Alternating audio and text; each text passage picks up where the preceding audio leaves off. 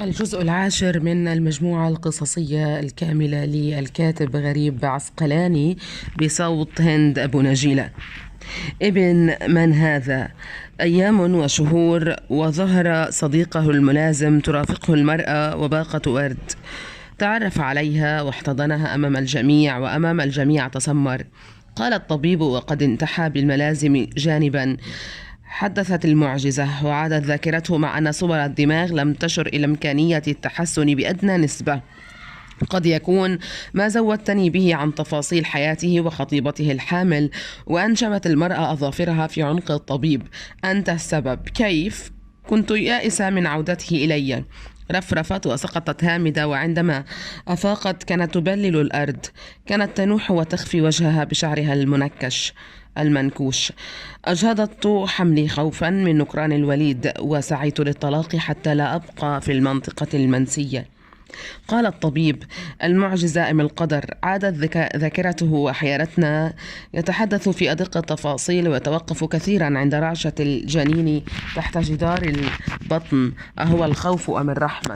وقيل إن الطبيب نزع عنه الثوب الأبيض ولم يعد لممارسة المهنة.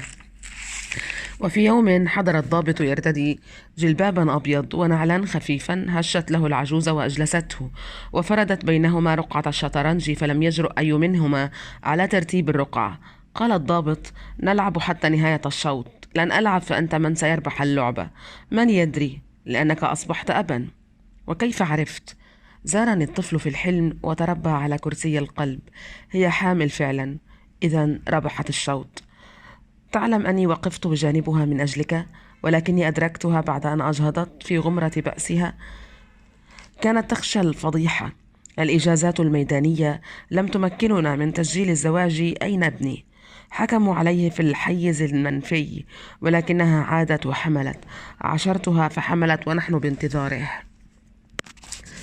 هل تعلم أنني ما زلت أعاشرها في الحلم؟ هيا نلعب.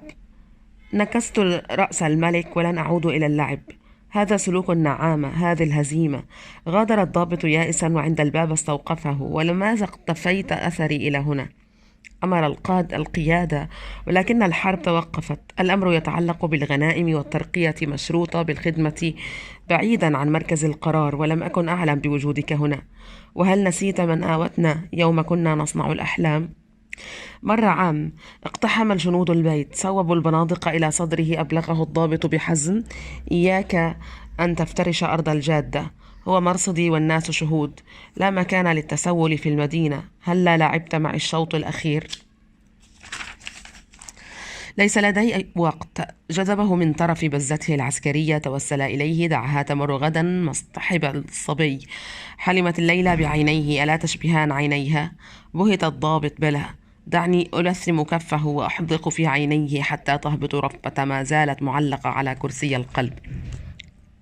1996. ظلال الأرقام الرمادية. امرأة من بلور. تشع وهج الصباحات الدافئة منذ علق الله الشمس في فضاء الكون. ابتسامة صامتة تجرجر في أذيالها أشواق من يقع في مدارها. هالة خفيفة حول عينيها، ليست على نمش أو آثار قدر. تشي برغبات طفحت في ليل بهيج. تشتعل على خصلات شعر فاحم وبشرة بيضاء مغسولة بضوء فجر. تطفح على صفحة الوجه حمرة مبادرة. قبل نهاية الدوام الرسمي قدمها السيد المدير العام، السيدة بثينة محي الدين، الزميلة الجديدة في المؤسسة. طاف بها السيد حسون الزفر، رئيس قسم شؤون الأفراد، على المدراء ورؤساء الأقسام، وغض الطرف عن رؤساء الشعب وصغار الموظفين. يفح في وجوه الموظفين ابتسامة بلهاء تنطوي على سؤال غير معلن عن سر هذه البثينة. أبو زكي الحارس يؤكد أنها لم تدخل من باب المؤسسة الرئيس. وحمدون الآذن لا يدري كيف ظهرت له في الطابق العلوي. أما سهير السكرتيرة فقد ضربت رأسها بعد أن شهقت عندما دخلت السيدة مكتب المدير العام بدون استئذان وأغلقت الباب خلفها. صدر الأمر للآذن حمدون لتجهيز مكتب السيدة، ولما سأل عن الحجرة التي تضم المكتب أسقط في يد المدير العام، فهو يعرف أن عدد المدراء قد فاق عدد الحجرات، حتى أن السيد دعبول الأخرس الذي رقي إلى مرتبة مدير بدون إدارة ما زال بدون مكتب مستقل. غادرت السيدة بثينة المؤسسة بعد دقائق، ودعانا السيد المدير العام لاجتماع طارئ لبحث إمكانيات توفير حجرة خاصة للسيدة تشجع دعبول وسأل بغير براءة. تشجع دعبول وسأل بغير براءة وإن سيقيم من يتنازل عن حجرته. وتشجع حسون الزفر ومارس خبثه. وما هي الدائرة التي ستترأسها السيدة؟ ومضت الفكرة في رأس السيد المدير العام ورقصت بين عينيه، وتبدت على صوره ارتجافات حاجبيه كالثين واتساع حدقتيه، وانفض الاجتماع. ركبت العفاريت مقسم التليفون. البعض انتشروا في الشرفات وممرات الحديقة لاستعمال التليفونات النقالة. مكالمات قصيرة وردود طويلة، مكالمات طويلة وردود مبتسرة، رسائل بالفاكس وردود بالفاكس، استدعاء الإنترنت، فناجين القهوة وأكواب الشاي، أقراص الإسبرين والنفلجين وبخاخات الكولونيا والعطور الخفيفة والثقيلة، حتى حبوب الضغط وحقن الأنسولين. والمدير العام في مكتبه يحاور الورقة التي تركتها السيدة على مكتبه.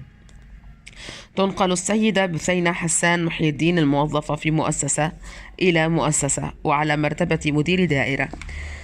هدأت الجلبة في الطابق السفلي، فاستدعى الموظفين إلى مكتبه فرادى، واستقبل الإفادات الشفهية والمكتوبة، واحتفظ برسائل الفاكسات ومصورات الإنترنت، ودون ملاحظاته في دفتره الأنيق. السكرتيرة طلبت له المؤسسة الأخرى، وكعادتها راحت تتنصت إلى أن سمعت عبر الهاتف صوت ارتطام هرعت إليه. كان ممددا على الأرض، سماعة التليفون في يده، وخيط زبد جاف ينزلق من زاوية فمه. صرخت حتى دوى في الضاحية زامور سيارة الإسعاف. واحتفظت السكرتيرة بالدفتر الأنيق بعيدا عن عيون الفضوليين. وبوسائلها الخاصة علمت السكرتيرة أن السيد المدير العام قد غادر المستشفى سليما معافى، بعد أن اختلف مع الأطباء، إذ أصر أنه كان غافيا، وفي الغفوة حلم أنه يسقط في فراش وثير. أما الأطباء فيؤكدون أنه وصل إلى قسم الطوارئ مغمى عليه، ونقل على الفور إلى وحدة العناية المركزة، ولكنه زمجر وتهدد وتوعد، واعتبر الأمر تشهيرا به وتشكيكا في قدراته الصحية والعقلية ومواقفه الوطنية. يؤيده في ذلك السيدة بثينة التي لا يعرف أحد كيف وصلت إلى المستشفى، ولكنها استطاعت بوسائلها وابتساماتها الخفيفة على زاوية فمها أن تهدئ من روع السيد المدير العام، وأن تنتزع بيانا من الناطق الإعلامي للمستشفى وزع على الصحف ووكالات الأنباء حول قيام السيد المدير العام بزيارة تفقدية لأقسام المستشفى والاطمئنان على حالات المرضى، وأن سيادته أثنى على سير العمل في جميع الأقسام، وإن إدارة المستشفى تثمن لسيادته هذه الزيارة الكريمة التي تحمل في معناها ومغزاها اهتمام كبار الموظفين بقضايا الجمهور. كتب المدير العام في الدفتر الأنيق: في 30 من العمر، ساهمة على ابتسامة تقف على زاوية فمها المزموم، شفتان غليظتان كبتلات زنبقت لحظة تفتحها، لحم بريء دافئ يستفز من يتطلع إليها، فيسقط تحت مظلة رموشها في بحرين أخضرين بلون مروج، مغسولة لتوها بندى الربيع المبكر. قالوا هي العائدة من المنافي البعيدة، وقالوا إنها تسللت من حضن المرج إلى شاطئ غزة، ومنهم من أكد أنها طالما جابت شوارع غزة وخان يونس. ويعتقد موظف صغير أنه رآها في قرية عبسان جنوبي القطاع. لم يتأكد إذا ما كانت متزوجة أو مطلقة، ولم يتوفر الدليل إلى كونها أما لولد أو بنت. تقول رسائل الفاكس ومصورات عن الإنترنت أنها خبيرة في علم الحاسوب وتتعامل مع الأدب وكتابة السيناريو، وأنها ألفت كتابا فكريا هاما قبل سنوات، لكن سيدة لم يتصل بها أحد تبرعت بتزويدنا بأسماء الأفلام التي لعبت السيدة بثينة دور البطولة فيها، كما أبدت رغبتها بتزويدنا بأفلام خاصة بعروض الأزياء، حيث عرضت بثينة أزياء البحر والسهرة تحديدا. السكرتيرة تؤكد لخطيبها أن السيد المدير العام طلب ملف السيدة بثينة محي الدين من المؤسسة الأخرى، فأبلغه موظف الأرشيف أن الملف لا يحتوي إلا على قرار تعيينها موظفة على الدرجة 10، وذلك قبل 3 أشهر. وأسر للمدير وبشكل ودي أن دائرة الموظفين بالمؤسسة أرسلت للسيدة استجوابا حول تغيبها عن العمل لمدة أسبوع. ولما سأل المدير العام عن خبر نقلها تبين من رد موظف الأرشيف أن لا علم لديه بذلك، ولدى استدراجه حول معلومات عن عنوان سكنها وعلاقاتها الاجتماعية رد الموظف بحذر قاطع: ليس لدي ما أقول. في اليوم التالي وعلى غير العادة بكر المدير العام خفيفا نشيطا حليقا مهفهفا، كل شيء فيه رمادي، حتى شيب فؤاديه كان رماديا، بدلته رمادية وربضة عنقه رمادية مجرة على قميص رمادي بارد. ولم يطل بنا الترقب وتصدير النظرات وتقليب الشفاه والحواجب حتى وزع الآذن حمدون على الجميع أمرا إداريا بتعيين السيدة بثينة محي الدين مديرا للإدارة وشؤون الموظفين. وقع الأمر كالصاعقة على رأس الزميل حسون الزفر الذي تهيأ للترقية منذ عامين.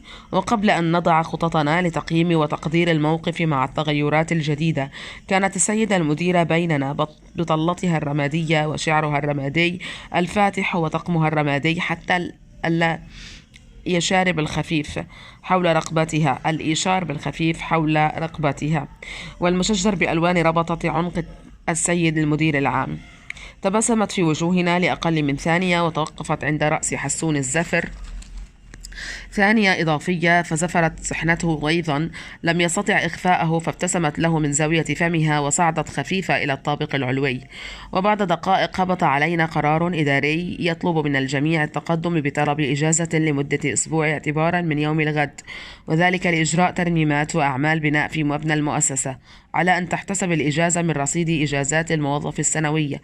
وظهرت مشكلة أمام من استنفذوا إجازاتهم، ولكن سرعان ما تم التغلب عليها، فمنهم من غطاها بتقارير طبية بوسائله الخاصة، ومنهم من دخل المستشفى فعلا. بحيوية فائضة وقصص غنية عدنا الأستاذ حسون الذي تم التحفظ عليه في قسم الأورام الخبيثة في المستشفى.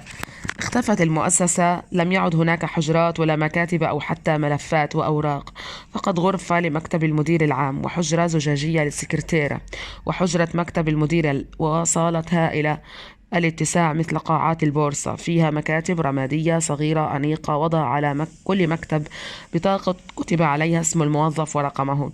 جلسنا كمن حط على رؤوسنا الطير حتى تفرقنا عند نهاية الدوام الرسمي. وفي اليوم التالي وجدنا أن البطاقات استبدلت بأخرى عليها الأرقام فقط.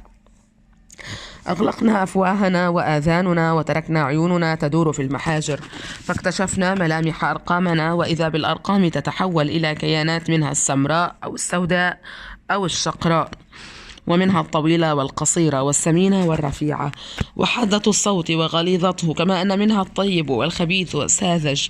وفوجئنا بأن مواصفات الرقم تتناسب مع صاحبه وتمثله خير تمثيل. ومع مرور الأيام نسي الواحد منا اسمه وصفته الإدارية، وأخذنا نتعامل مع بعضنا بصفات وخصائص الأرقام. لغز واحد حيرنا، هو أن الأرقام لا تخضع لتسلسل تصاعدي أو تنازلي، ولا حتى لقوانين المتواليات العددية والهندسية، ولا يوجد قواسم مشتركة بين أرقام المدراء أو رؤساء الأقسام أو حتى عمال النظافة. السيدة المديرة تمر بالصالة الساعة 10 صباحا، تتفقدنا قبل أن تصعد إلى مكتبها، وفي بعض الأيام تهمس لأحد الأرقام فيتبعها ويعود بعد دقائق. يجلس على مكتبه صامتا، لا تبدو عليه علامات قلق أو علامات سعادة. يقضي يومه يحدق في الأرقام من حوله حتى نهاية الدوام الرسمي. وفي يوم توقفت المديرة عندي فتبعتها. جلست خلف مكتبها الزجاجي البلوري الشفاف، الملفات الملونة مرتبة بأناقة في الجوارير الزجاجية. في الجارور السفلي رتبت أدوات تجميل وزجاجات عطور غالية الثمن. قربت وجهها من عيني فانبهرت من فانبهرت من اخضرار عينيها. مساحات شاسعة مترامية، مراع وحقول وشجيرات كرز وبرقوق تتهيأ لإطلاق نوارها. أعشاب طرية مغسولة بندى هبط في عتمة الليل الرهيف. طيف مهرة عفية تتقافص في غلالة ضباب بعيد. قالت: الأستاذ لساني مخدر مبطوح في فمي، حاولت تحريكه حتى يخرج صوتي، لم أفلح، وبقي مخدرا يستعذب الصمت وينبهني حتى أتذكر اسمي. صوت السيدة بثينة يعبرني، رقم الأستاذ. يخضر لساني. تركبه رعونة غنجاء يتلو الرقم بضلال ظاهر: 93 67 98. أومأت بارتياح. صهلت المهرة في غلالة الضباب أقصى المساحة الخضراء.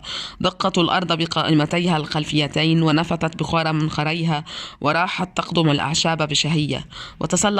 تسلقت أنا الجيد الطويل، زحفت حتى دخلت الهالتين حول العينين الخضراوين، ونظرت إلى منحدر الصدر وأخدود النهدين، وتأرجحت مع الصفيحة الذهبية المدلاة من سلسلة ذهبية.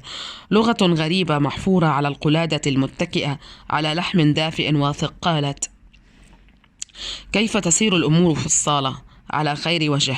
ما هو لونك المفضل؟ كذبت، قلبي معلق بالأخضر المترامي، ولكن لساني المغناج كبحني. الرمادي. جميل يا. اندفع لساني وتعجبت من حضور بديهتي. ما رقمك؟ 93 67 98 يا سيدتي المديرة. عدة أسابيع مرت. تبسمت المديرة خلالها لجميع الأرقام، وتحولت الصالة بالتدريج إلى الرمادي: القمصان، البنطلونات، الفساتين والبلوزات والجوارب وربطات العنق والإيشاربات الثقيلة والخفيفة، حتى الأحذية وإطارات النظارات. وقد يسر الأمر علينا افتتاح المعرض الرمادي بجوار المؤسسة.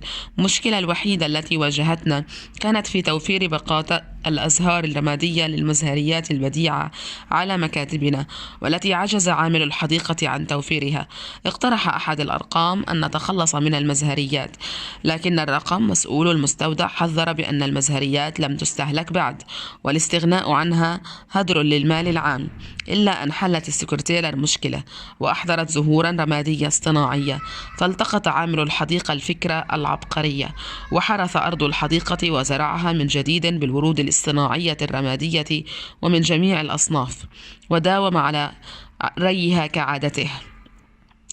السيد المدير العام، وبحكم موقعه الوظيفي، لم يتقيد بالزهور الاصطناعية، وصار يحضر معه كل صباح زنبقتين ليلكيتين، يضع واحدة في مزهريته ويبعث بالأخرى مع تحية الصباح إلى السيدة مديرة الإدارة. تخلت السيدة بثينة عن عادتها، فلم تعد تمر على الصالة، ولم تتوقف عند أي رقم، حتى كدنا ننسى ابتسامتها وبعض ملامحها، ولكنها فاجأتنا ذات صباح وهي ترتدي ثوبا ليلكيا شفافا لا يخفي القلادة الذهبية المستكينة عند فوهة الأخدود على بلاطة صدرها. وزعت ابتسامتها علينا، ثم أعطت الكلمة للسيد المدير العام الذي عبر باسمه شخصيا وبالنيابة عنا جميعا عن شديد أسفه، وأسفنا جميعا لقرار نقل الأخت والزميلة بثينة.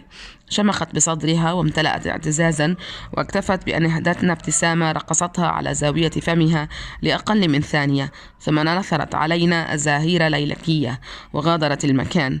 رنت الهواتف على جميع المكاتب دفعة واحدة، وانطلق صفير آلات الفاكس، فانشغلنا بالردود على المكالمات الطارئة، نجيب عن الأسئلة بدقة وأمانة ومسؤولية تتناسب مع سمعتنا الطيبة كموظفين خبراء وشرفاء، لا سيما وأن الأمر يتعلق بالزميلة السيدة بثينة محي الدين التي نقلت إلى مؤسسة وبرتبة مدير عام 1999. أميجو. إلى آسر السقة وحفيدة كاميرون.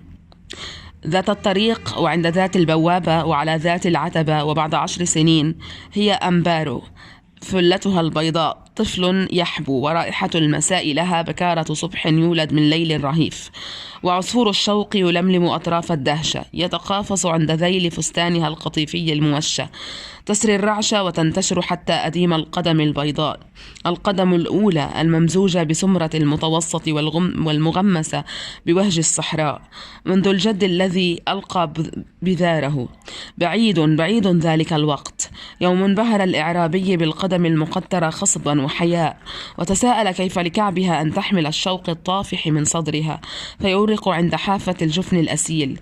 جنونه يركبه والواقف على عتبة الدار تتداركه وقد أدركته. لم تكن وجلة ولا واجفة، همست أمور حب مي أمور حبيبي. وعند ذات البوابة وعلى ذات العتبة قبل يدها بامتنان وسأل: أهو الانتظار أم هي الصدفة؟ عند بوابتي حتى تعود. حدثه أبوه عن جدر صحيق غادر الربع الخالي وأورق في تلك البلاد ونثر بذاره، وحدثه عند جدة أعجمية كانت تنتظر، وعندما مر بها رفعت ذيل فستانها، أشعلت حريقه فحرف طريقه وجدد نبضه وفيض شهواته. وعندما يمم صوب تلك البلاد استحضر أبوه الحكايات وأوصاه: كلهن ينتظرن عند عتبات البيوت، وفي مجريط مدريد يتوزع الأنام على هدى روائح التاريخ. وفي مدريد طوق خصرها وانطلقا لموعد تأخر 10 سنين. كان المكان غاصا برواده، صبيان وبنات، ذيول الفساتين تتطاير على وهج الحياة وتقاسيم الرغبات. وكان الليل فحلا تصوته الأنغام الغجرية، وقد استوعبت أوتار الربابات والكمنجات وتقاسيم العود ونزق البزق ولوعة النايات، ولم يتمكن القانون من ضبط الإيقاع وتشكيله. فقد القانون قوانينه، الأوتار فقط والنايات فقط تعبر مع الدم الحار في العروق، تتربع أقراص رغبات حمراء على صحون الخدود، وتنساب الرعشات، تجتاح الأخاديد، تسكن بانتظار أصابع تتربص، وشفاه تهمس خلف الآذان الموشاة بأقراطها وفلها. فالجنون يطارد الوقت، وفمه يقدم شفتيها، يشرب رحيقها، تنطلق بحة صوتها تخر في حلقه: مي أمور حبيبي، أمور مي حبيبي حبيبتي. بحة صوتها لها طعم جده الصعلوق الذي شايع ابن زياد وطارد الدنيا حتى حطت السفن على الشواطئ أمام الفضاء والقضاء، والبحر والخوف وقلة العدد والعتاد ونفاذ الزاد. أشعل المجنون المراكب وفرد البحر ظهيرا، فانطلقوا من بذرة الجوع والعطش إلى الموت. لعبة خطيرة وعذاب كبير. وقفوا على أبواب المدائن وانتشروا في الأزقة والطرقات، تصدهم الأبواب الموصدة على نساء جافلات راغبات ثاكلات هلعات يرتعدن. يومها لاحت على عتبة دارها تنز منها الشهوات مع ريح الغزاة الفاتحين، ويومها هلل كل شيء فيه. وعند قدميها ألقى قوسه وسهامه وناولها كنانته، وتشمم الفل عند مفرق شعرها، فرقص قرطها الفيروزي ينشد الأمان.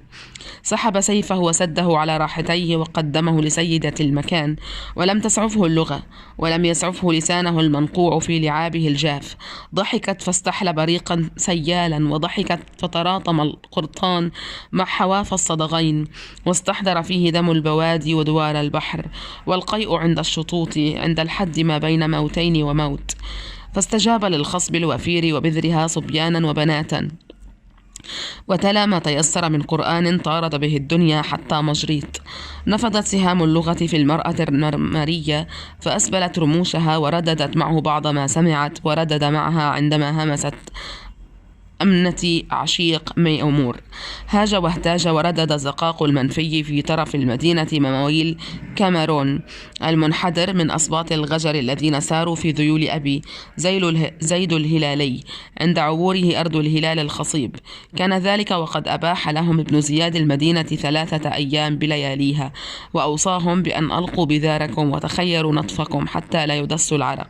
فقد استقرت الديار وطاب فيها المقام، وعند مفرق شعرها مضغ الفلة البيضاء، فانتشرت في المكان شهوات.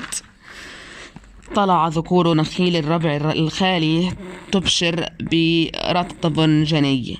وبعد عمر وأعمار لم يرافقه أبوه إلى المطار حتى لا توجعه لغة من يقفون عند البوابات والمعابر، واكتفى بأن حوطه بالمحصنات من الآيات وأوصاه: إياك والصبايا، وابتعد عن بنات السبايا ذوات العيون السود، واهرع واضرع كلما لاحت المآذن، وتذكر جدك القديم. وغاب حولا ثم رجع وقد تدرب لسانه على لغة راقت لابن زياد وعبد الرحمن الداخل، واستطاب لحنها وجرسها، وحدث أباه عن تلك التي تسلسلت منذ حمل جده الصقة قرب الماء في طريق القوافل. كيف تسللت أمبارو لتنتظره عند ذات العتبة التي قدم جده عندها سيفه اليماني مقدم صداق؟ سأل الشيخ: وهل دفعت صداقها يا ولدي؟ أودعتها قلبي رهينة ورجعت أسألك المشورة. أترك ثم نقر على جبهة الولد 3 فتصاعد الدم إلى جلد الوجه وفاض رغبة وشهوة. قال الشيخ: نفذت سهامها. احتفظ بسرك يا ولدي، فدربك طويل. وتجاذبا أطراف السيرة حتى مطلع الفجر، وقبل أن ينالا ماء الوضوء أخذوه وشبحوه استجوبوه لماذا هي بالذات، وبقي على حكايات التي طاف بها وطافت به منذ طوفان نوح وحتى فيض شراب السانجريا. علمها الدبكة ورقصت عند أطرافه الفاسل دولي، واصطحبته إلى أهله ليتعرف فيهم على جد قديم ترك اسمه وسيفه معلقا على شجرة الأنساب. وفي مضاربهم هللوا وأقاموا حلقة الرومباس رجالا ونساء، وتأكد أن الدحية والسامر وجنون الدبكة الجليلية قد صاحبت الفرسان إلى تلك الديار.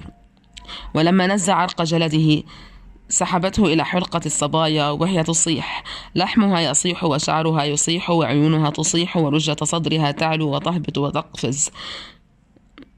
وتفقز وتنخلع تسابق الريح. هيا فلامنكو. وراحت تنقر الأرض تدور حوله، تداعب قلبه العصفور يتقافز حول القدم اللدنة في صندلها الأحمر اللاهب الملتهب، ويفور الدم في يافوخه. يدور في شوارع غزة، تضربه شمس الصيف وشمس الشتاء على أم رأسه الذي هر معظم شعره، وترك بقايا زغب شائخ يصرخ ويشتم: منعوني لكنها ما زالت على العتبة تنتظرني. يركبه عناده وهياجه، تصده المعابر والبوابات، يطلق كلاما مفهوما وكلاما غير مفهوم. يتحلق من حوله الأطفال يرشون دعاباتهم ودعاياتهم: أميجو، أمور، سانجريا، فلامينكو. يفتش في الأشياء والناس، يسابق جنيته وجنونه. كلما لاح الجنود يبرطعون خلف الأطفال، ويعلو وجيب قلبه، يجف حلقه، ويدرك لماذا منعوه من السفر. يشتاق لشراب السنجريا تحت دالية قطوفها دانية. حتى إذا ما رحل الجنود ورقص الأطفال بأعواد الرياحين حول الجنود، لوحتهم المنافي وعذبتهم الموانئ قبل أن يعودوا وينتشروا في الطرقات بخطى ثابتة. وعلى مقدمهم راجت الأخبار عن فرقة سترقص الفلامينكو على خشبة المركز الثقافي ابتهاجا. وفي ذلك المساء وقبل أن ترفع الستارة، فوجئ الجمهور بالفتاة الممشوقة المغمسة بسمرة فاتنة بفلتها البيضاء عند مفرق شعرها وعيونها السوداء الغجرية، ترفع ذيل فستانها القطيفي الموشى عن قدم مسورة بصندل أحمر. وعلى غير توقع طار من بين الناس شاب ربع عينا المسهدتان لم تطفئا بها وجهه، طار وانتصب على الخشبة يقرأ ما يدور عند موطئ القدم. شبك أصابعه بأصابعها فتسارعت الدقات وارتفع النبض وارتفعت الستارة عن الفرقة الإسبانية الزائرة. ردد الأطفال وردد الجمهور وردد صبيان الفرقة وفتياتها: أميجو، فاسودوبلي، رومباس، آسر، أمبارو. فاسودوبلي إسبانية يشارك فيها رجل وامرأة. رومباس رقصة إسبانية يشارك فيها رجال ونساء. سانجاريا شراب من عصير الفاكهة والنبيذ الأحمر. كاميرون مغني أسباني شعبي من أصول غجرية. 1997. الليزر. أخذتها إلى صدري، توكأت عليها، حدقت في بحرين أزرقين وبكيت. غرق الأثير حدث في عينيها، أطبقت رموشها الطويلة، أسدلت علي ستائرها، لم يعتم قاع البحر ولا خرجت علي وحوشه المفترسة وكائناته العجيبة. أثير أزرق لففني، أغطية وسائد، سربلني العبور إلى الغفوة في الغفوة، يصلني صوتها نشوان منتصرا. ماذا ترى؟ صوتها يعرف طريقه إلى الماء، لا يمتص الماء طاقته، يختصر حالتي، أزعق. جنون الوقت ما أرى. صف ما ترى إذن، لا أستطيع. إذا اصعد إلى أفق الدنيا. وأخذتني إلى صدرها قبل أن تفارقني النشوة. كنا يومها على الشاطئ، ترصد هي أمواج البحر وأمتطي متون النسيم، أجدف حول هالاتها الصبوحة. امتلأنا في زمن أرعن يمد لسانه لأحلامنا وقلة خبرتنا، ولكننا أقمنا محطة على رمال الشاطئ الشقراء، وطوقت بنصرها بمحبس من معدن رخيص على سنة الله ورسوله.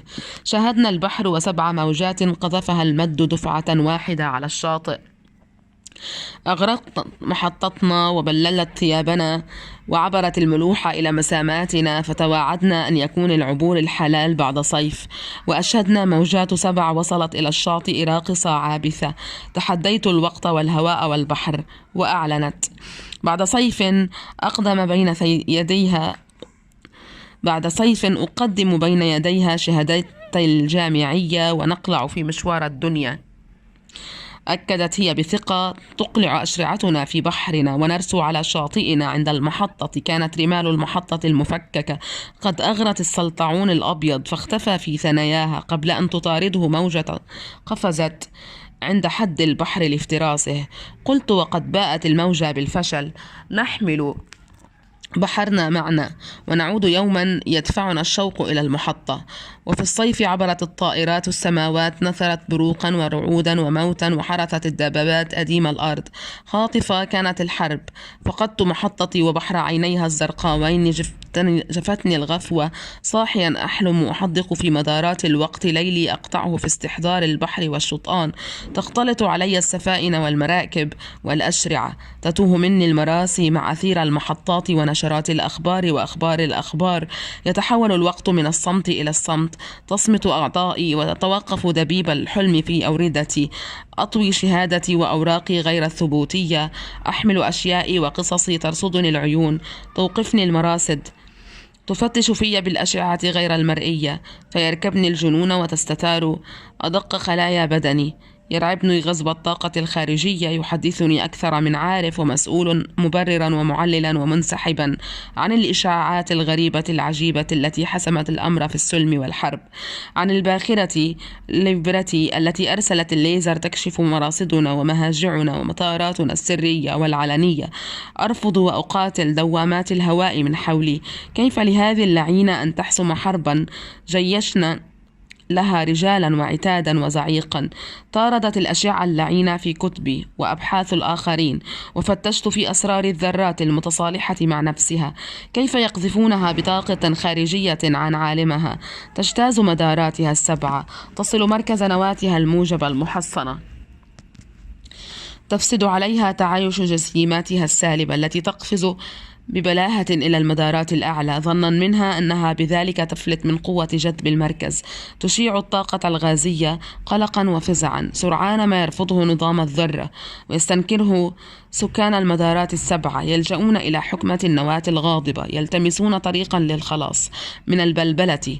تصدر نواة المركز أوامرها بطرد الطاقة الغازية بعد معالجتها، فتشع المدارات أشعة غاية في القصر والسرعة والوحشية، تدمر ما يعترضها وتفسد مواصفاته. تطاردني الأسئلة حول هذه الكائنات الميتة غير المرئية. كيف وجدت الطريق إلى الخلاص وعادت إلى مركز وجودها، وأنا المنظور المرئي المشطور عن مداري ونواتي؟ ما الذي أمتلكه وكيف أمتلكه؟ ركبت عنادي. طردتني الموانئ ولم تتعرف علي الشواطئ المالحة والعذبة. تمطت الأيام والمسافات، طوردت وطاردت. تأتيني أخبارها عبر محطات الأخبار واقفة عند عتبة البحر. ترصد السلطعون في ثنايا رمال المحطة الغارقة. عفية ما زالت ترصد الأمواج. هل ترصدني؟ يهفت جسدي ويتوقف قلبي الدائخ عن الضخ. أدخل في رحلة الصمت. وفي الليل زارتني وكنت محدقا. شكت من جفاف الريق وقالت مؤنبة: قلت لك تقلع الأشرعة من بحرنا وتحط المراسي على شاطئنا. سحبتني وعدت مشمولا بلم شمل العائلات بتصريح عبري من وزارة الدفاع الإسرائيلية. لا بأس. أطبقت رموشها قالت: ها قد عدت. عودة هي أم دخول في الأسر؟ البحر يقبل الشاطئ منذ الأزل، يرصد العابرين، لكنهم يتركون آثارهم على الشاطئ. هي دورة الأيام. اعتادت أن تأخذني إلى الشاطئ مع مولد الشمس، تردفني على صدرها، تفتح عينيها على اتساعها، فأتوه بين قرص الشمس المتخلق في شرق الدنيا وبؤبؤ العين في مركز مداره الأزرق، حتى كان يوم أشارت إلى بطنها سيركب البحر. كانت الشمس قد قفزت عن عتبة الشرق، تكاثف الدفء في. حملتها وعبرت بها الماء، سهلت وراحت تتخطى الأمواج موجة إثر موجة حتى الموجة السابعة. توقفنا وكان الماء يغمرنا حتى رأسينا. ركبتني رعونة شابة، صحت بها. نطارد الأمواج سباحة. قالت محذرة: البحر محاصر. تخترق الحصار إلى أين؟ افترشت هي أديم الموجة السابعة. نظرت إلى السماء وقبلت قرص الشمس. لم تغمض عينيها أمام الوهج. قالت: ماذا ترى؟ الأزرق المحاصر وأزرق النور، وماذا أيضا؟ الماء المحذور على العشاق والصيادين وزورق يتقدمه رشاش الموت. جدف في مداري، وسبحت حولها في 7 مدارات، فخرج الجنين من بين فخذيها وتقدمني يحدد مدارات السباحة، ونادى على فروخ الأسماك في أصقاع البحر. دارت معنا ورقصت على زعانف ذيولها، ثم عادت إلى مرابعها، وعاد الجنين إلى رحم أمه راعشة. قالت: عمدوه وأعطوه سر الماء. وعندما أصبح ابننا صبيا احتار الناس واختلفوا حول عينيه. وفي مرة عبر الماء وتجاوز الموجة السابعة. قذفت قلبي خلفه: أنت لا تجيد السباحة بعد. لا عليك يا أبي. هل نسيت يوم عمدتني فروخ الأسماك، ويوم خر صريعا أغمي عليها؟ وأفاد الطبيب أن السكر احترق في دمها من هول الصدمة. وعندما أفاقت أصرت أن يدفن عند عتبة البحر في المحطة الأولى. وقيل إن حرية نزعت عنه كفنه ومددته عاريا. كان شاخصا، عيناه بلون أعشاب البحر، ومراجينه خفت عليه قد تأخذه الموجة. قررت بثقة: ستأخذه الموجة والقبر يصبح مزارا. واشتد الوقت وحوصر الشاطئ، ومشطوا رماله لتتبع آثار العابرين منه وإليه. نبشوا المحطة وموهوا القبر، فسرت في المدينة والقرى والمخيمات. حكاية صغار الأسماك التي توجد مقتولة على الشاطئ كل فجر. وانتشر الناس رجالا ونساء وأطفالا، مشلولين ومعلولين ومعاقين وأصحاب عاهات، أقاموا مزاراتهم على الشاطئ، وتبادلوا أحاديث القتل في البحر والبر والجو. سألتها: هل سمعت حكايات الشاطئ؟ دعهم يوزعون الحكايات ويقيمون المزارات.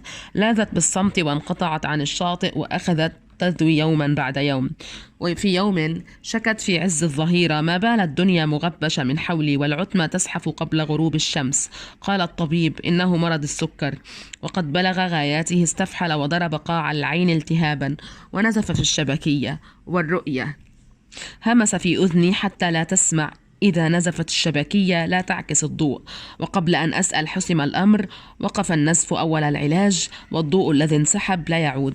ببرود وصف الأدوية، وقرر قتل الشعيرات الدموية المتفجرة، وانهمك في كتابة البيانات على ورقة يقرر حاجتها لأشعة الليزر. صرخت: الليزر! قال متعاليا وقرفا: وماذا تعرف أنت عن الليزر؟